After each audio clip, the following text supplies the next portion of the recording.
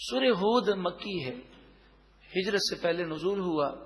قرآن پاک کی ترتیب کے اعتبار سے اس کا نمبر 11 ہے اور نزول کے اعتبار سے اس کا نمبر 52 ہے، 52 ہے۔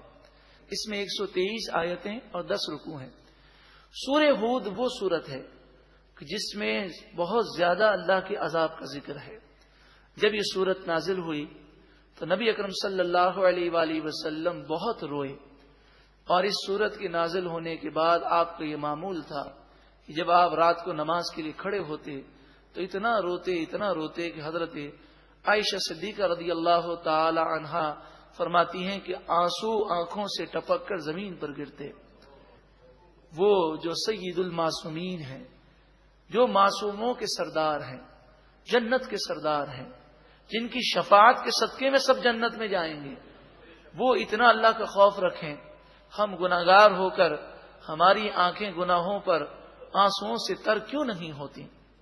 بسم اللہ الرحمن الرحیم، اللہ کے نام سے شروع جو بہت زیادہ مہربان نہایت رحم کرنے والا۔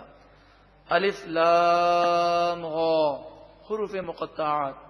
واللہ ورسولہ اعلم بمرادہ، مفسرین نے فرمایا کہ اللہ اور اس کا رسول صلی اللہ علیہ وسلم اس کی مراد بخوبی جانتے ہیں۔ کتاب احکمت آیاتہ، یہ قرآن وہ کتاب ہے جس کی آیتیں حکمت شدہ ہیں، جس میں حکمتیں ہیں۔ ثم فصلت، پھر تفصیل شدہ ہیں، ایک ایک بات کی تفصیل موجود ہے۔ من لدن حکیم خبیر، حکمت والے خبردار رب العالمین کی طرف سے ہے یہ کتاب۔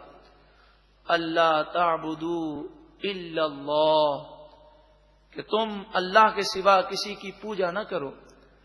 اننی لکم منہ نذیر و بشیر، بے شک میں اللہ کی طرف سے تمہارے لیے نذیر ہوں، اللہ کے عذاب سے ڈرانے والا ہوں، بشیر ہوں، اللہ کے نعمتوں اور جنت کی خوشخبری سنانے والا ہوں۔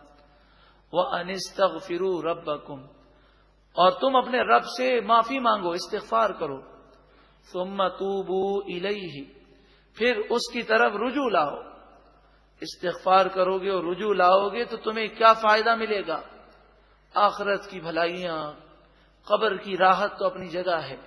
فرمایا یمتعکم متاعا حسنا الی اجل مسمی، اللہ تعالیٰ تمہیں ایک مقررہ وقت تک اچھی زندگی عطا فرمائے گا، دنیا کی راحت، سکون، چین، اطمینان تمہیں نصیب ہوگا۔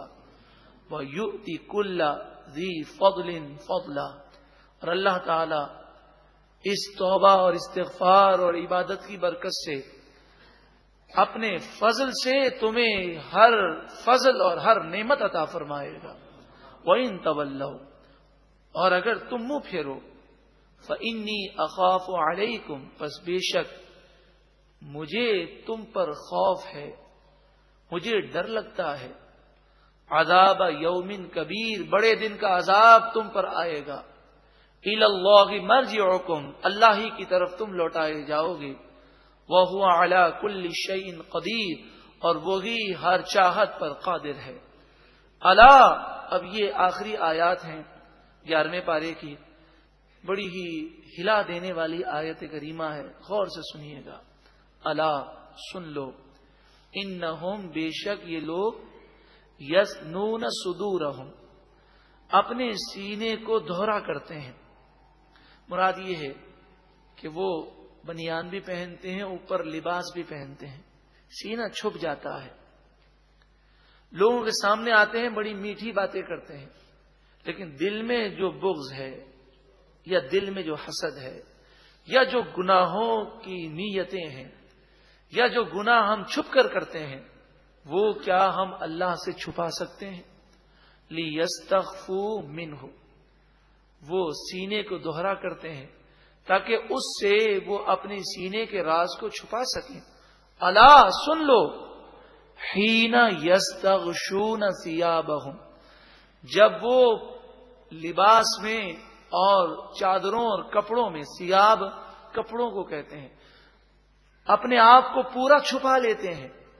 رضائی میں، چادر میں انسان پورا چھپ جائے پورا اندر چلا جائے، پھر بھی جان لو یعلم اللہ جانتا ہے، ما یسرون جو وہ چھپاتے ہیں، وما یعلنون اور جو وہ ظاہر کرتے ہیں، انہ علیم بذات الصدور بے شک وہ اللہ سینوں کے رازوں کو بھی خوب جاننے والا ہے۔ نصیحت ہے، عبرت ہے، درس ہے کہ اللہ نیتوں کو جانتا ہے، اللہ ہمارے گناہوں کو جانتا ہے، اللہ دیکھ رہا ہے، مگر افسوس ہم اللہ کے عذاب سے نہیں ڈرتے۔ وہ گرفت کرنے پر قادر ہے، جس طرح وہ نعمتیں دینے پر قادر ہے، وہ نعمتیں لینے پر بھی قادر ہے۔ جس طرح وہ آنکھ دینے پر بھی قادر ہے، بد نگاہی کرنے والی آنکھ کو لینے پر بھی قادر ہے۔ جس طرح وہ کان دینے پر قادر ہے، گناہ سننے والے، گانے باجے سننے والے، ان گناہ کرنے والے کانوں کو لینے پر بھی قادر ہے۔ ہم اس کے عذاب سے کیوں نہیں ڈرتے؟ اللہ تعالی ہمیں اس کے عذاب کا خوف عطا فرمائے، سچی پکی توبہ کر کے نیکیوں بھری زندگی گزارنے کی ہم سب کو توفیق عطا فرمائے۔